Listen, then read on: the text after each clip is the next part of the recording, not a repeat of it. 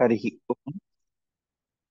व्यासाय भवनाशाय श्रीशाय गुणराशये हृद्याय शुद्धविद्याय मध्वाय च नमो नमः।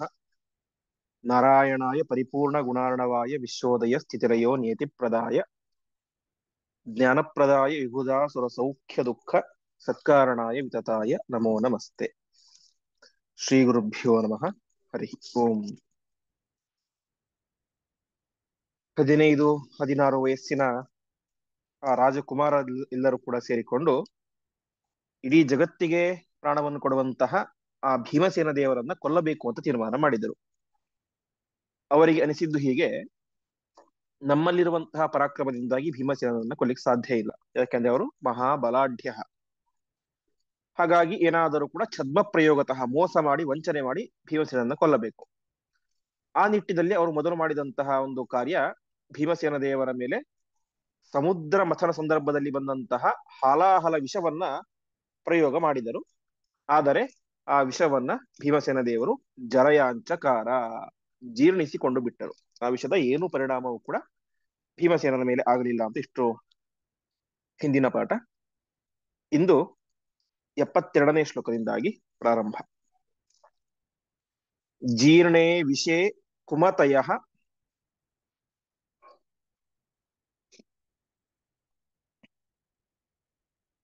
ಪರಮಾಭಿತಪ್ತಾ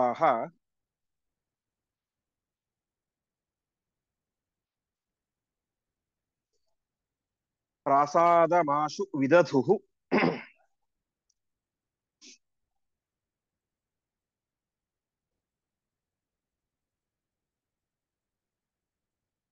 ಹರಿಪಾದತೋಯೇ.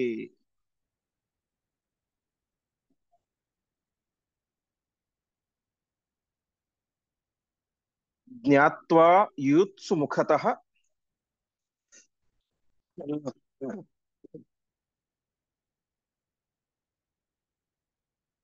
ಸ್ವಯಮತ್ರ ಚಾಂತೆ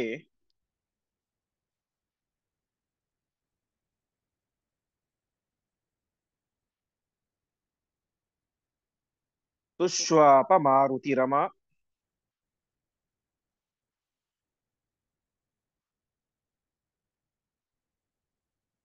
ಧೃತರಾಷ್ಟ್ರಪುತ್ರೈಃ.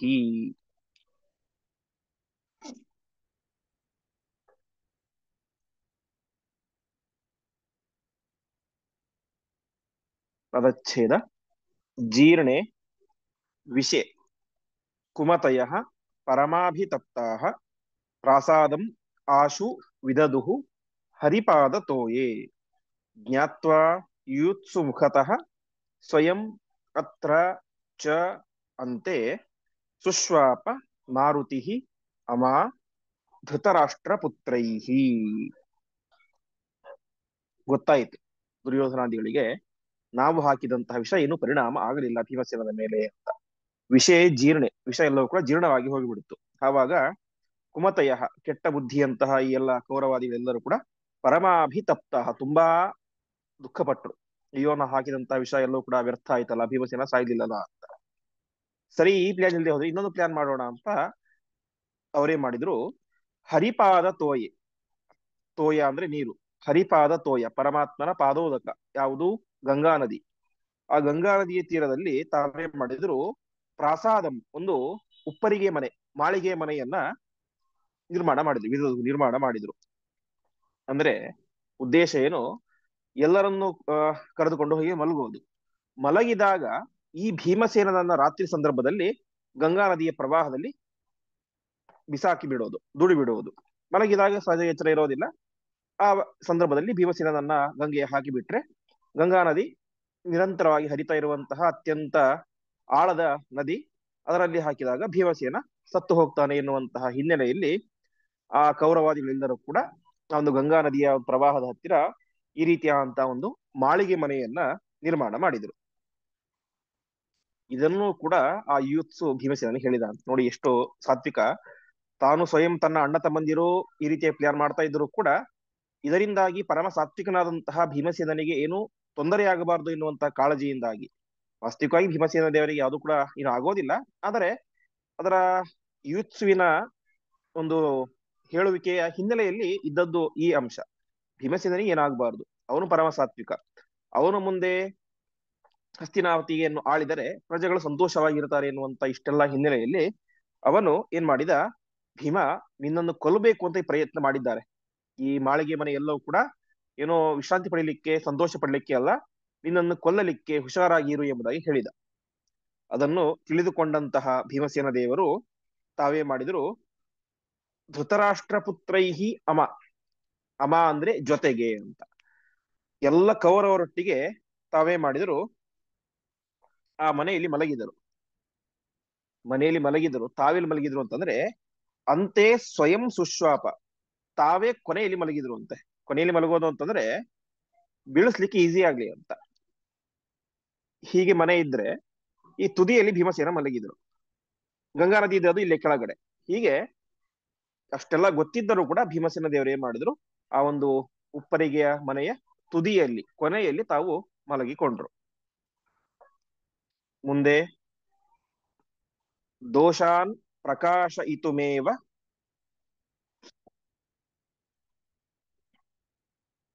ವಿಚಿತ್ರ ವೀರ್ಯ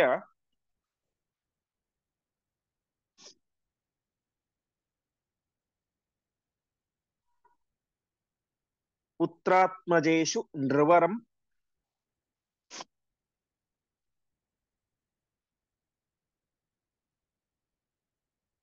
ಪ್ರತಿ ಸುಪ್ತಮೀಕ್ಷ್ಯ.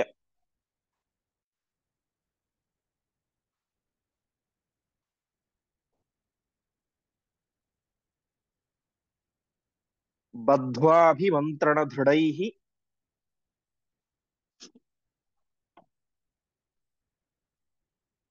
ಅಯಸಾ ಕೃತೈಸ್ತಂ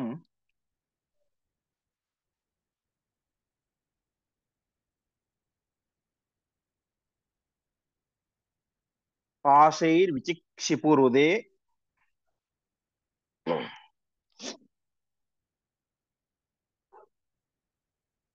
ಹರಿಪಾದಜಾಯಾಃ.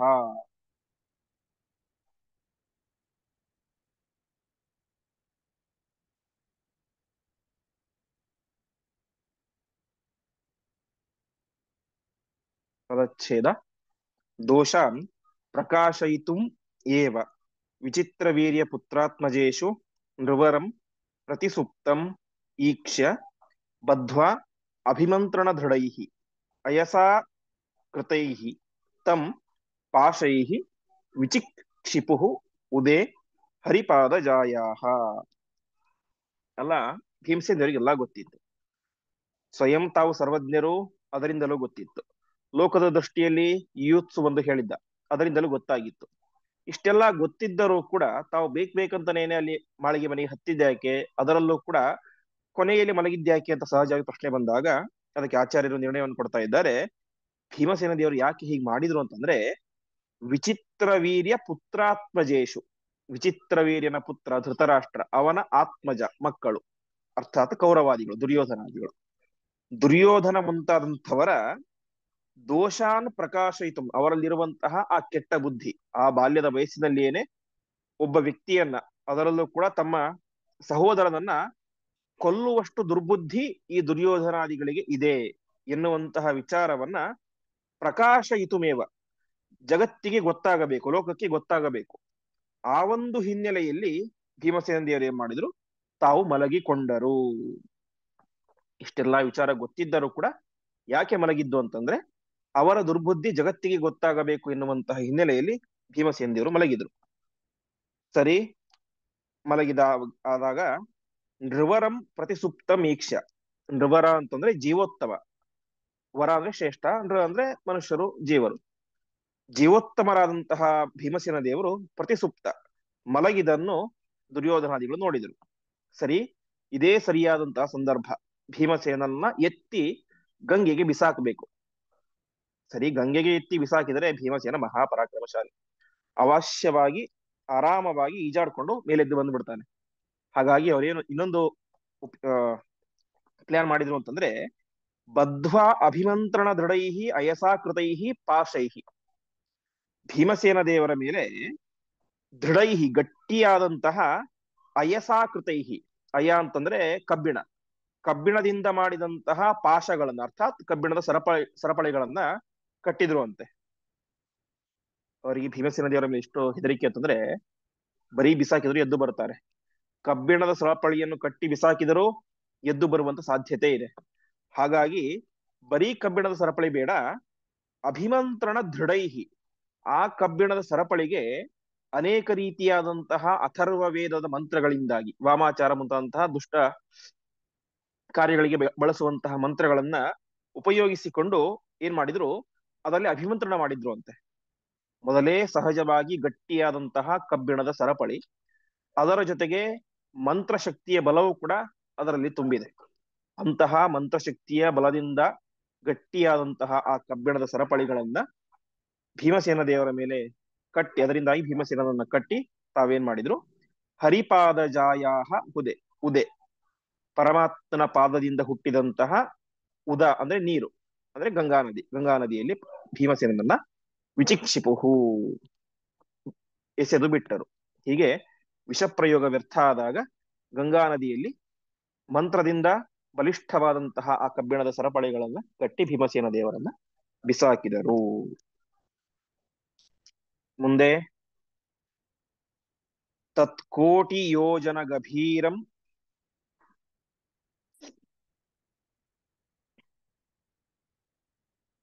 ಉದಂ ವಿಗಾಹ್ಯ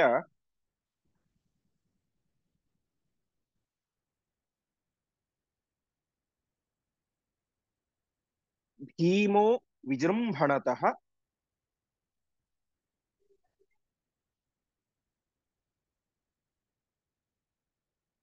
ಏವ ವಿವೃಶ್ಚ ಪಾಶಾನ್.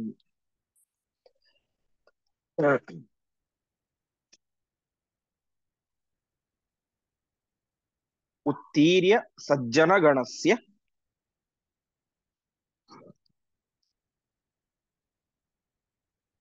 ವಿಧಾಯ ಹರ್ಷಂ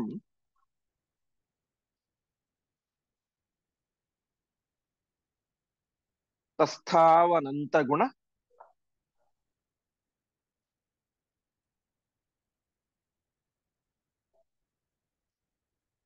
ವಿಷ್ಣು ಸದಾತಿ ಹಾರ್ದಃ.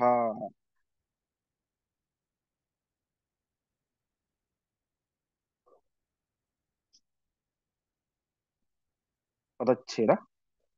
ತತ್ಕೋಟಿ ಯೋಜನ ಗಭೀರಂ ಉದಂ ವಿಗಾಹ್ಯ ಭೀಮಃ ವಿಜೃಂಭಣತಃ ಏವ ವಿವೃಶ್ಚ ಪಾಶಾನ್ ಉತ್ತೀರ್ಯ ಸಜ್ಜನಗಣಸ್ಯ ವಿಧಾಯ ಹರ್ಷಂ ತಸ್ಥೌ ಅನಂತಗುಣ ವಿಷ್ಣು ಸದಾತಿ ಹಾರ್ದಃ.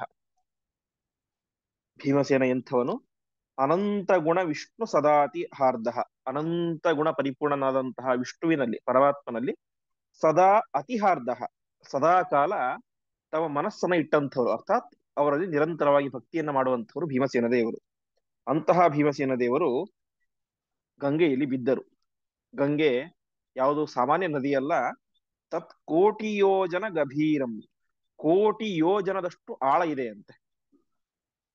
ವ್ಯಾಖ್ಯಾನಕಾರರು ಆ ವಿಷ್ಣು ರಹಸ್ಯ ಮತ್ತು ಆ ಪಂಚರಾತ್ರ ಮುಂತಾದಂತಹ ಅನೇಕ ಗ್ರಂಥಗಳ ಒಂದು ಆಧಾರವನ್ನು ಕೊಟ್ಟು, ವರಾಹ ಪುರಾಣದ ಆಧಾರವನ್ನು ಕೊಟ್ಟು ಹೇಳ್ತಾರೆ, ಗಂಗಾ ನದಿ ಕೆಲವೊಂದು ಕಡೆ ಎಷ್ಟು ಆಳವಾಗಿದೆ ಅಂತಂದ್ರೆ 1,000,000,000 ಯೋಜನದಷ್ಟು ಆಳವಾಗಿದೆ ಎಂಬುದಾಗಿ ಹೇಳ್ತಾರೆ. ಅಷ್ಟು ವಿಸ್ತಾರವಾದಂತಹ ನದಿ. ಮೇಲ್ಗಡೆ ವಿಸ್ತಾರವಾಗಿ ನಮಗೆ ಸಹಜ ಕಾಣಿಸುತ್ತೆ, ಆದರೆ ಕೆಳಗಡೆ ಅಷ್ಟು ಆಳ ಇರುವಂತಹ ನದಿ. ತತ್ ಕೋಟಿ ಯೋಜನ ಗಭೀರ ಮುದಂ ವಿಗಾಹ್ಯ, 1,000,000,000 ಆಳ ಇರುವಂತಹ ಆ ನದಿ ಗಂಗಾ ನದಿ. ಅಂತಹ ಗಂಗಾ ನದಿಯಲ್ಲಿ ಬಿದ್ದಾಗ ಭೀಮಸೇನ ದೇವರ ಮೈಗೆ ಆ ಮಂತ್ರಶಕ್ತಿಯಿಂದ ಕಟ್ಟಿದಂತಹ ಸರಪಳಿಗಳಿದ್ದವು. ಅದೆಲ್ಲವನ್ನು ಕೂಡ ಭೀಮಸೇನ ದೇವರು ಬಿಡಿಸ್ಕೊಂಡ್ರಂತೆ. ಕಷ್ಟಪಟ್ಟು ಬಿಡಿಸ್ಕೊಳ್ಳಿಲ್ಲ, ಕೇವಲ ವಿಜೃಂಭಣತಃ ಆಕಳಿಕೆ ಬಂತು. ಕೇವಲ ತಮ್ಮ ಆಕಳಿಕೆಯಿಂದಾಗಿ ಭೀಮಸೇನ ದೇವರು ಏನ್ ಮಾಡಿದ್ರು, ಆ ಎಲ್ಲ ಪಾಶಗಳನ್ನು ಕೂಡ ಅನಾಯಾಸವಾಗಿ ಬಿಡಿಸಿಕೊಟ್ಟು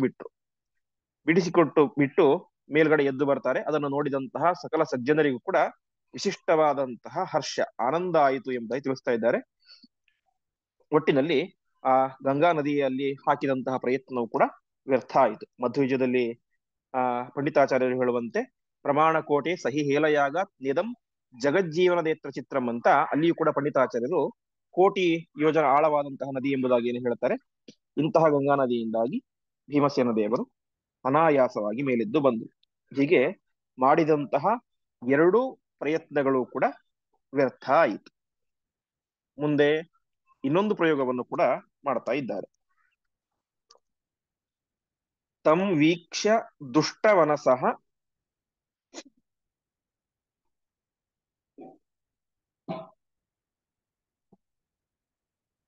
ಅತಿ ವಿಷಣ್ಣ ಚಿತ್ತಾಹ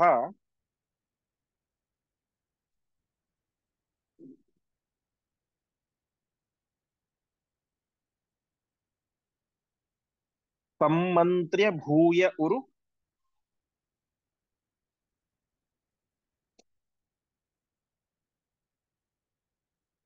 ನಾಗಗಣಾನಥಾಷ್ಟೌ.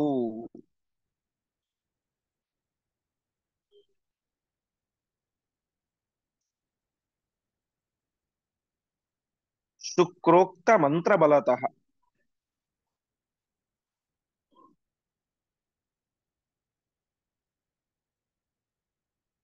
ಪುರ ಆಹ್ವಯಿತ್ವ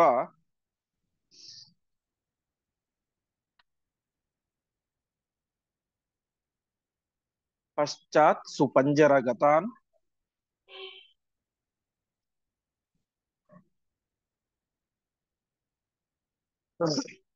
ಪ್ರದದುಹು ಸ್ವಸೂತೆ.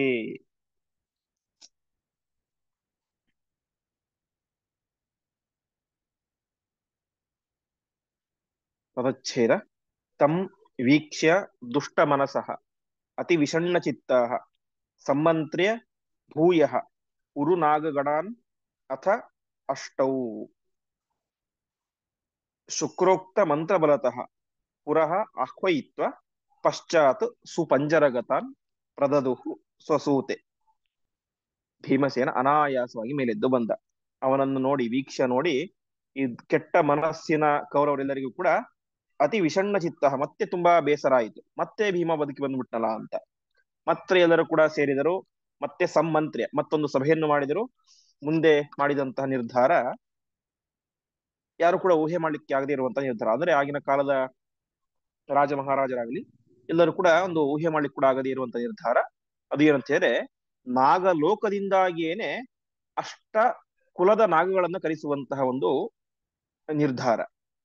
ಪುರಾಣಗಳಲ್ಲಿ ಹೇಳುವಂತೆ ಅನಂತ, ವಾಸುಕಿ, ತಕ್ಷಕ, ಕಾರ್ಕೋಟ, ಶಂಖಪಾಲ, ಪದ್ಮ, ಮಹಾಪದ್ಮ, ಗುಲಿಕಾ, ಶಂಖ ಅಂತ 8 ನಾಗ ಕುಲಗಳು ಅಂತ ಇದ್ದಾವೆ. ಆ 8 ನಾಗ ಕುಲಗಳ ಒಂದು ಅದರಲ್ಲಿ ಇದ್ದಂತಹ ಸರ್ಪಗಳನ್ನ ತಾವು ಇಲ್ಲಿಗೆ ಕರೆದುಕೊಂಡು ಹೋಗುತ್ತೆ, ಹಸ್ತಿನಾವತಿಗೆ.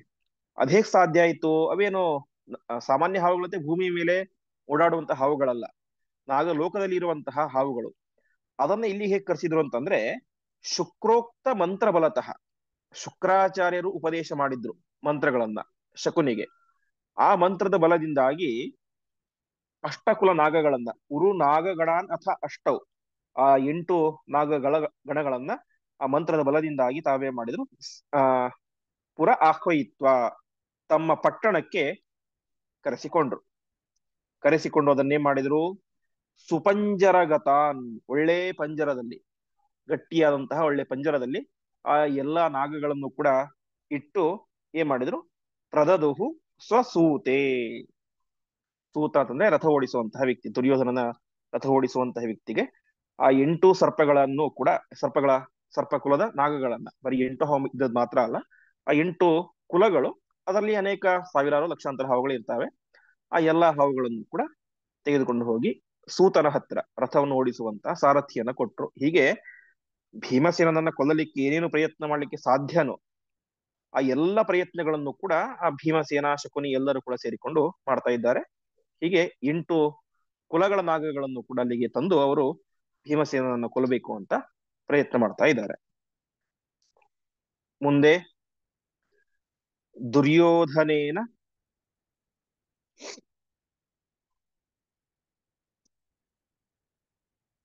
ಪೃಥು ಮಂತ್ರ ಬಲೋಪಹೂತಾನ್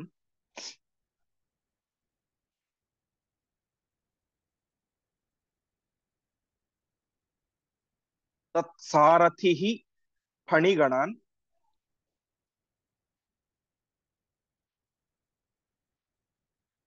ಪವನಾತ್ಮಜಸ್ಯ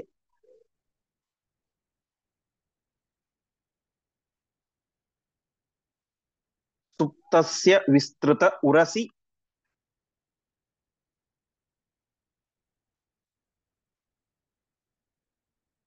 ಅಮುಚದ್ ವಿಶೀರ್ಣ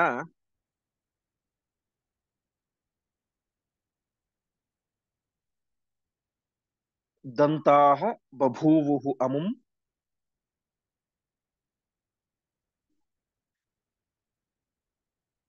ಆಶು ವಿದಶ್ಯ ನಾಗಾಹ.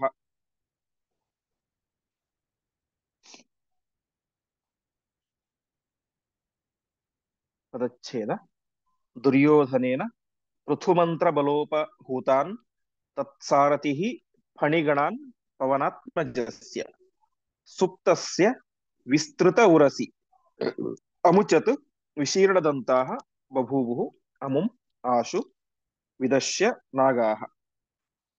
ಶುಕ್ರಾಚಾರ್ಯನ ಮಂತ್ರ ಶಕುನಿಗೆ ಗೊತ್ತಿದ್ದದ್ದು. ಆ ಶಕುನಿ ತನ್ನ ದುರ್ಯೋಧನನಿಗೆ ಆ ಮಂತ್ರವನ್ನು ಉಪದೇಶ ಮಾಡಿದ್ದ. ಹೀಗೆ ದುರ್ಯೋಧನನು ಕೂಡ ಬರೀ ಶಸ್ತ್ರದ ಒಂದು ಪರಾಕ್ರಮ ಮಾತ್ರ ಇರಲಿಲ್ಲ ಅವನ ಹತ್ರ, ಮಂತ್ರದ ಜ್ಞಾನವು ಕೂಡ ಚೆನ್ನಾಗಿತ್ತು. ಅನೇಕ ತಾಮಸ ಮಂತ್ರಗಳನ್ನ ತಾನು ವಶದಲ್ಲಿ ಇಟ್ಟುಕೊಂಡಿದ್ದ. ಹೀಗೆ ಆ ಒಂದು ಮಂತ್ರದ ಬಲದಿಂದಾಗಿ ಪೃಥು ಮಂತ್ರ ಬಲೋಪಹೂತಾನ್, ಆ ಮಹಾಮಂತ್ರಗಳ ಬಲದಿಂದಾಗಿ ಆ ಸರ್ಪಗಳನ್ನ ತಾನು ತರಿಸಿದ್ದ.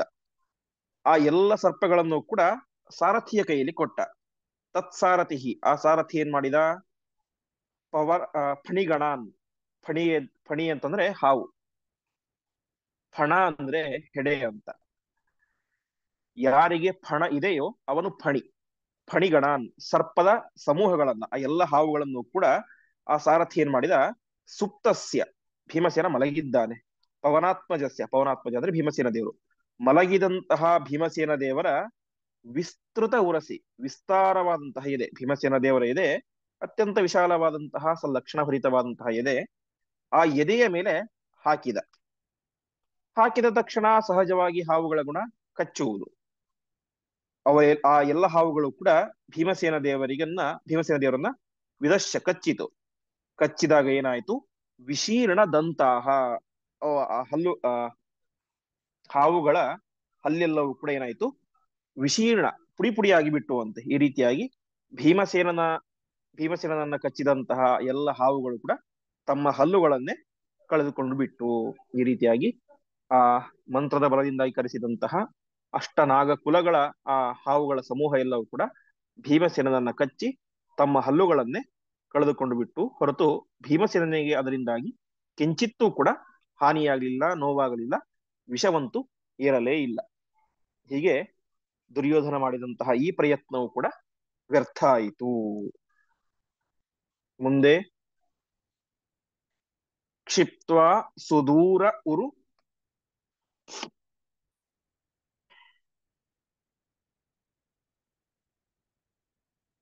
ನಾಗಗಣಾನಥಾಷ್ಟೌ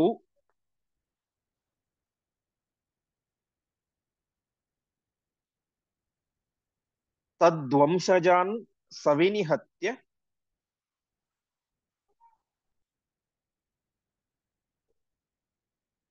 ಪಿಪೀಲಿಕಾವತ್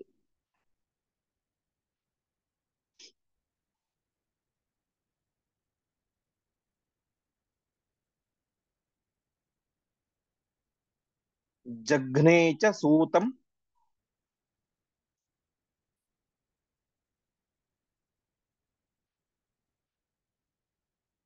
ಅಪಹಸ್ತತಃ ಏವ ಭೀಮಃ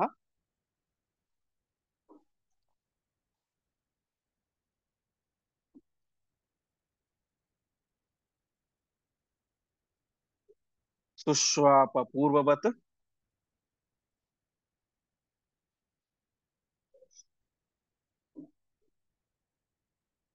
ಅನುತ್ಥಿತ ಏವ ತಲ್ಪಾತ್.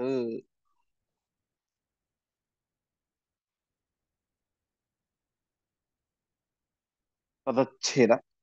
ಕ್ಷಿಪ್ತ್ವಾ ಸುದೂರಂ ಉರುನಾಗಗಣಾನ್ ಅಥ ಅಷ್ಟೌ ತದ್ವಂಶಜಾನ್ ಸಹ ವಿನಿಹತ್ಯ ಪಿಪೀಲಿಕಾವತ್ ಜಘ್ನೆ ಚ ಸೂತಂ ಅಪಹಸ್ತತಃ ಏವ ಭೀಮಃ ಸುಶ್ವಾಪ ಪೂರ್ವವತ್ ಅನುತ್ಥಿತಃ ಏವ ತಲ್ಪಾತ್.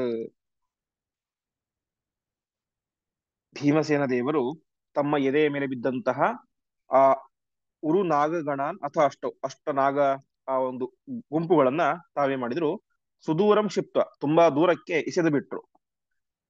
ತದ್ವಂಶಜಾನ್ ಆ ವಂಶದಲ್ಲಿ ಬಂದಂತಹ ಅನೇಕ ಸರ್ಪಗಳನ್ನ ತಾವೇನ್ ಮಾಡಿದ್ರು, ಕೊಂದು ಹೋಗ್ಬಿಟ್ರಂತೆ. ತದ್ವಂಶಜಾನ್ಸ ವಿನಿಹತ್ಯ, ಕೆಟ್ಟ ಸರ್ಪಗಳನ್ನ ಕೊಂದರು. ಕೊಂದದ್ದೇನದು ಭಾರಿ ಕಷ್ಟಪಟ್ಟು ಅಲ್ಲ. ಪಿಪೀಲಿಕಾವತ್, ಪಿಪೀಲಿಕಾ ಅಂತಂದ್ರೆ ಇರುವೆ, ಇರುವೆಗಳನ್ನ ಕೊಲ್ಲುವಂತೆ ಅತ್ಯಂತ ಸಹಜವಾಗಿ ಅನಾಯಾಸವಾಗಿ ಆ ಎಲ್ಲ ದುಷ್ಟ ಸರ್ಪಗಳನ್ನು ಕೂಡ ಭೀಮಸೇನ ದೇವರು ಕೊಂದು ಹಾಕಿದರು. ಅಂದ್ರೆ ತಾತ್ಪರ್ಯ ಇಷ್ಟು, ಎಲ್ಲ ನಾಗಗಳನ್ನು ಕೊಲ್ಲಲಿಲ್ಲ, ಅದರಲ್ಲಿ ಸಾತ್ವಿಕವಾದಂತಹ ಸರ್ಪಗಳು ಇದ್ದವು. ಹಾಗಾಗಿ ಅಲ್ಲಿ ಇದ್ದಂತಹ ಕೆಟ್ಟ ಸರ್ಪಗಳನ್ನು ಮಾತ್ರ ಭೀಮಸೇನ ದೇವರು ಕೊಂದು ಹಾಕಿದರು. ಉಳಿದ ಸರ್ಪಗಳನ್ನ ದೂರಕ್ಕೆ ಎಸೆದು ಬಿಟ್ಟು ಅವುಗಳು ವಾಪಸ್ ತಮ್ಮ ತಮ್ಮ ಲೋಕಗಳಿಗೆ ಹೊರಟು ಬಿಟ್ಟು. ಹೀಗೆ ಪಿಪೀಲಿಕಾವನ್ನ ಇರುವೆಯನ್ನ ಕೊಂದಂತೆ ಎಲ್ಲ ಸರ್ಪಗಳನ್ನು ಕೂಡ ಭೀಮಸೇನ ದೇವರು ದುಷ್ಟ ಸರ್ಪಗಳನ್ನ ಕೊಲ್ತಾ ಇದ್ದಾರೆ. ಅದಾದ ಮೇಲೆ ಈ ದುಷ್ಟ ಕಾರ್ಯ ಮಾಡಿದ್ಯಾರು? ಆ ಸೂತ ಸಾರಥಿ. ಆ ಸಾರಥಿಯನ್ನ ಏನ್ ಮಾಡಿದ್ರು, ಅಪಹಸ್ತತಃ, ಅಪಹಸ್ತ ಅಂದ್ರೆ ಮುಂಗೈ, ಮುಂಗೈಯ ಹೊಡೆತದಿಂದಾಗಿಯೇನೆ ಆ ಸಾರಥಿಯನ್ನ ಕೊಂದರು. ಕೊಂದು ಏನೂ ಆಗದವರಂತೆ ಅನುತ್ಥಿತ ಏವ ತಲ್ಪಾತ್ ಸುಶ್ವಾಪ, ತಲ್ಪ ಅಂದ್ರೆ ಹಾಸಿಗೆ, ಹಾಸಿಗೆಯಿಂದ ಮೇಲೆ ಹೇಳದೇನೆ ಮತ್ತೆ ಯಥಾವತ್ತಾಗಿ ಭೀಮಸೇನ ದೇವರು ರಾತ್ರಿ ಸಂದರ್ಭದಲ್ಲಿ ಮಲಗಿಕೊಂಡು ಬಿಟ್ಟು, ಅರ್ಥಾತ್ ತಾವೇನೋ ಭಾರಿ ದೊಡ್ಡ ಕಾರ್ಯ ಮಾಡಿದ್ದೇನೆ, ಅಷ್ಟಕುಲ ನಾಗಗಳನ್ನ ಸಂಹಾರ ಮಾಡಿದ್ದೇನೆ ಅಂತ ಯಾವ ಹೆಚ್ಚುಗಾರಿಕೆಯನ್ನು ತೋರಿಸ್ಕೊಳ್ಳೋದೇನೆ ಸಹಜವಾಗಿ ತಾವೇ ಮಾಡಿದ್ರು, ಮೊದಲಿನಂತೆ ಮಲಗಿಕೊಂಡು ಬಿಟ್ರು. ಈ ರೀತಿಯಾಗಿ ಭೀಮಸೇನ ದೇವರು ಆ ಅಷ್ಟಕುಲದ ದುಷ್ಟ ಸರ್ಪಗಳನ್ನ ಸಂಹಾರ ಮಾಡಿ ತಾವು ಯಾರಿಂದಲೂ ಕೂಡ ಎದುರಿಸಲಿಕ್ಕೆ ಆಗದೇ ಇರುವಂತಹ ಪರಾಕ್ರಮಶಾಲಿ ಎಂಬುದಾಗಿ ಜಗತ್ತಿಗೆ ತೋರಿಸಿದರು. ಮುಂದೆ ತತ್ತಸ್ಯ ನೈಜ ಬಲಂ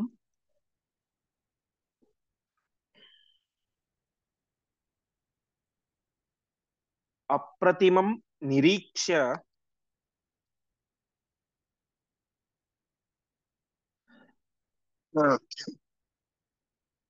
ಸರ್ವೇ ಕ್ಷಿತೀಶತನಯಾಃ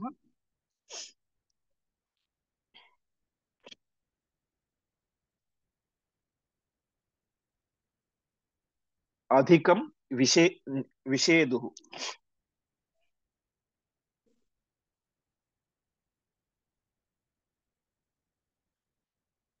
ನಿಶ್ವಾಸತೋ ದರ್ಶನಾತ್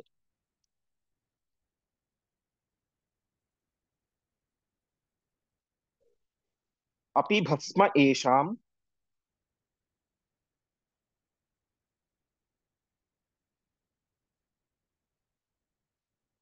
ಭೂಯಾಸುರೇವ ಭುವನಾನಿ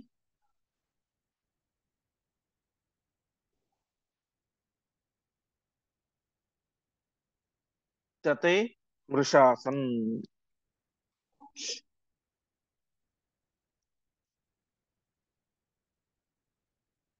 ಪದಚ್ಛೇದ. ತತ್ ತಸ್ಯ ನೈಜಬಲಂ ಅಪ್ರತಿಮಂ ನಿರೀಕ್ಷ್ಯ ಸರ್ವೇ ಕ್ಷಿತೀಶತನಯಾಃ ಅಧಿಕಂ ವಿಷೇದುಃ ನಿಶ್ವಾಸತಃ ದರ್ಶನಾತ್ ಅಪಿ ಭಸ್ಮ ಯೇಷಾಂ ಭೂಯಾಸುಃ ಏವ ಭುವನಾನಿ ಚ ತೇ ಮೃಷಾ ಆಸನ್. ಈ ಬಲ ಭೀಮಸೇನ ದೇವರಿಗಿದ್ದಂತಹ ಬಲ ಯಾವುದೋ ವರದಿಂದ ಬಂದಂತಹ ಬಲವಲ್ಲ. ಅತ್ಯಂತಹ ಬಲ, ನೈಜ ಬಲ, ಅವರ ಸ್ವಾಭಾವಿಕವಾದಂತಹ ಬಲ ಅದು ಭೀಮಸೇನ ದೇವರ ಬಲ. ಅಪ್ರತಿಮವಾದಂತಹ ಬಲ, ಅರ್ಥಾತ್ ಇನ್ನೊಬ್ಬರಿಗೆ ಬರಲಿಕ್ಕೆ ಸಾಧ್ಯವಾಗದೇ ಇರುವಂತಹ ಅಪ್ರತಿಮವಾದಂತಹ ಬಲ ಅದು ಭೀಮಸೇನ ದೇವರ ಬಲ. ಅಂತಹ ಅವರ ಅಪ್ರತಿಮವಾದಂತಹ ಬಲವನ್ನ ಕ್ಷಿತೀಶತನಯ, ಕ್ಷಿತಿ ಅಂದ್ರೆ ಭೂಮಿ, ಈಶ ಅಂದ್ರೆ ಒಡೆಯ, ಭೂಮಿಗೆ ಒಡೆಯ ಅರ್ಥಾತ್ ರಾಜರು, ರಾಜತನಯ ರಾಜಕುಮಾರರೆಲ್ಲರೂ ಕೂಡ ಭೀಮಸೇನ ದೇವರ ಆ ಒಂದು ವಿಶಿಷ್ಟವಾದ ಬಲವನ್ನು ಕೊಂಡು ಅಧಿಕಂ ವಿಷಯದು ತುಂಬಾ ವಿಷಾದಕ್ಕೆ ಒಳಗಾದ್ರು, ತುಂಬಾ ದುಃಖಪಟ್ಟು ಬಿಟ್ರು. ನಾವು ಮಾಡಿದಂತ ಪ್ರತಿಯೊಂದು ಪ್ರಯತ್ನ ಕೂಡ ಕೈ ಸುಡ್ತಾ ಇದೆ, ಅದು ಈಡೇರ್ತಾ ಇಲ್ಲ ಅಂತ ತುಂಬಾ ದುಃಖಿತರಾದರು. ಯಾಕೆ ಅಂತಂದ್ರೆ ಈ ಹಾವುಗಳು ಎಂತಹದ್ದು ಅಂತ ಆಚಾರ್ಯರು ಹೇಳ್ತಾ ಇದ್ದಾರೆ. ಭೀಮಸೇನ ದೇವರ ಮೇಲೆ ಬಿಟ್ಟಂತಹ ಹಾವುಗಳು ಅದೇನೋ ಸಾಮಾನ್ಯ ಯಾವುದೋ ನಾಗರ ಹಾವು ಇತ್ಯಾದಿ ಹಾವುಗಳೆಲ್ಲ ನಿಶ್ವಾಸತೋ ದರ್ಶನಾದಪಿ ಭಸ್ಮ ಯೇಷಾಂ ಭೂಯಾಸುರೆಯೋ ಭುವನಾನಿ. ಆ ಹಾವುಗಳ ನಿಶ್ವಾಸ ಅಂದ್ರೆ ಉಸಿರಾಟ, ಉಸಿರು ತಾಕಿದರೆ ಸಾಕಂತೆ ಭುವನಾನಿ ಭಸ್ಮ ಭೂಯಾಸು, ಲೋಕಗಳೆಲ್ಲವೂ ಕೂಡ ಬೂದಿಯಾಗಿ ಹೋಗಿಬಿಡ್ತವೆ. ದರ್ಶನ ಆದಪಿ, ಅದನ್ನು ನೋಡಿದರೆ ಸಾಕು, ಅದರಿಂದ ಏನಾಗುತ್ತೆ,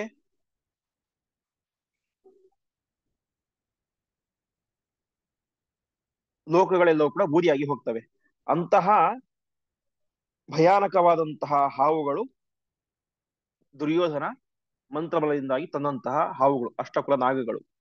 ಅಂತಹ ತಮ್ಮ ಉಸಿರಾಟದಿಂದಲೇನೆ ಬೂದಿ ಮಾಡುವಂತಹ ಸಾಮರ್ಥ್ಯ ಇರುವಂತಹ ನಾಗಗಳನ್ನ ಭೀಮಸೇನ ದುರ್ಯೋಧನ ತಂದರೆ ಆ ಎಲ್ಲ ಹಾವುಗಳು ಭೀಮಸೇನ ದೇವರನ್ನ ಜೋರಾಗಿ ಕಚ್ಚಿದರೂ ಕೂಡ, ಗಾಳಿ ಬಿಡುವುದು ಮಾತ್ರ ಅಲ್ಲ, ನೋಡುವುದು ಮಾತ್ರ ಅಲ್ಲ, ಚೆನ್ನಾಗಿ ಕಚ್ಚಿದರೂ ಕೂಡ ಏನಾಯ್ತು, ಅದರಿಂದಾಗಿ ಭೀಮಸೇನ ದೇವರಿಗೆ ಕಿಂಚಿತ್ತೂ ಹಾನಿಯಾಗಲಿಲ್ಲ. ಹೊರತು ಏನಾಯ್ತು, ಆ ನಾಗಗಳ ಹಲ್ಲೆ ಪುಡಿ ಪುಡಿಯಾಗಿ ಹೋಗ್ಬಿಡಿತು. ಇಂತಹ ಒಂದು ಭೀಮಸೇನ ದೇವರ ಬಲವನ್ನು ಕಂಡು ಆ ಎಲ್ಲ ರಾಜಕುಮಾರರಿಗೂ ಕೂಡ ತುಂಬಾ ದುಃಖ ಆಯಿತು, ಬೇಸರ ಆಯಿತು, ವಿಷಾದ ಆಯಿತು ಎಂಬುದಾಗಿ ತಿಳಿಸ್ತಾ ಇದ್ದಾರೆ. ಮತ್ತೆ ಮುಂದೆ ಆಚಾರ್ಯರು ಈ ಒಂದು ಎಲ್ಲ ರಾಜರು ಕೂಡ ಮಾಡಿದಂತಹ ಒಂದು ದ್ವೇಷ, ಇದರಿಂದಾಗಿ ಭೀಮಸೇನ ದೇವರ ಮೇಲೆ ಇನ್ನೊಂದು ದ್ವೇಷ ಜಾಸ್ತಿ ಜಾಸ್ತಿ ಆಗ್ತಾ ಹೊತ್ತು ಕಡಿಮೆ ಆಗಲಿಲ್ಲ. ನಿರಂತರವಾಗಿ ಭೀಮಸೇನ ದೇವರ ಮೇಲೆ ದ್ವೇಷವನ್ನು ಮಾಡ್ತಾನೆ ಇದ್ರು. ಅದೇ ರೀತಿಯಾಗಿ ಕೃಷ್ಣನ ಮೇಲೂ ಕೂಡ ದ್ವೇಷವನ್ನು ಮಾಡ್ತಾನೆ ಇದ್ರು ಎಲ್ಲರೂ ಕೂಡ. ಹೀಗೆ ಭೀಮದ್ವೇಷ ಮತ್ತು ಕೃಷ್ಣ ದ್ವೇಷ, ವಾಯುದೇವರ ದ್ವೇಷ ಮತ್ತು ಪರಮಾತ್ಮನ ದ್ವೇಷ, ಇವುಗಳನ್ನು ನಿರಂತರವಾಗಿ ಮಾಡ್ತಾ ಮಾಡ್ತಾ ಮಾಡ್ತಾ ತಮ್ಮ ಪಾಪದ ಕೊಡವನ್ನ ಆ ಎಲ್ಲ ದುಷ್ಟ ರಾಜಕುಮಾರರು ಕೂಡ ಪಾಪದ ಕೊಡವನ್ನ ತುಂಬಿಸಿಕೊಂಡರು ಎಂಬುದಾಗಿ ಆಚಾರ್ಯರು ಮುಂದೆ ತಿಳಿಸ್ತಾರೆ. ಆ ಒಂದು ವಿಚಾರವನ್ನ ಮತ್ತೆ ನಾವು ನಾಳೆಯ ಪಾಠದಲ್ಲಿ ನೋಡೋಣ ಎಂಬುದಾಗಿ ಹೇಳ್ತಾ ಇಂದಿನ ಪಾಠವನ್ನ ಶ್ರೀಕೃಷ್ಣಾರ್ಪಣಮಸ್ತು. ಆಚಾರ್ಯ ನಮಸ್ಕಾರ.